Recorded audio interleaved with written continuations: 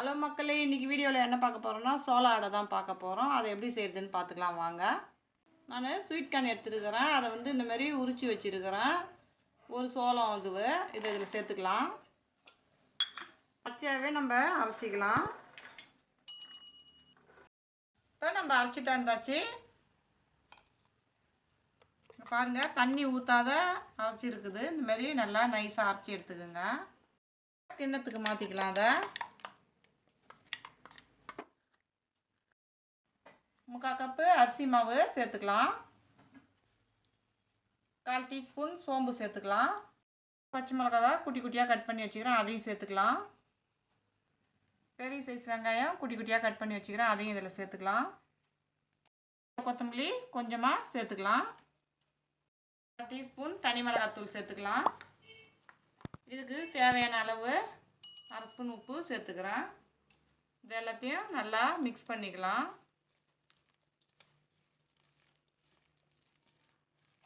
நல்லா பிசைஞ்சாச்சு. வாழை இலையில் கொஞ்சமாக எண்ணெய் தடவிக்கலாம். நம்ம நல்லா எல்லா பக்கமும் படுற மாதிரி தடவி விட்டுக்குங்க. நல்லா நம்ம பெசுக்கு ஒரு உருண்டையை எடுத்து இப்படி தட்டிக்கலாம். நம்ம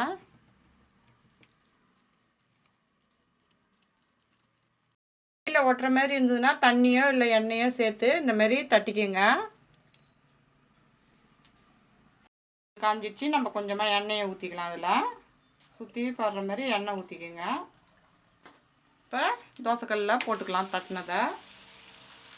இப்போ எண்ணெயை ஊற்றிக்கலாம். நடுவுலையும் கொஞ்சம் ஊற்றிக்கோங்க.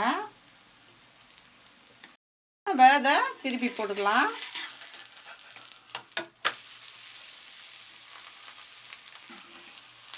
இப்போ இந்த பக்கமும் நம்ம திருப்பி மறுபடியும் போட்டுக்கலாம்.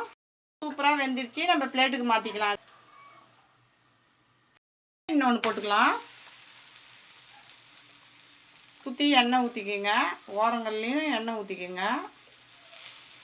நம்ம வந்து பச்சையாக சோளக்கருத்தில் தண்ணி எதுவும் சேர்க்காம அப்படியே தான் அரைச்சோம். தண்ணிலாம் ஊற்றிடாதீங்க. ஏன்னா அரைக்கிறப்ப பச்சையாக அரைக்கிறப்பயே அது தண்ணி விட்ட மாதிரி தான் இருக்கும்.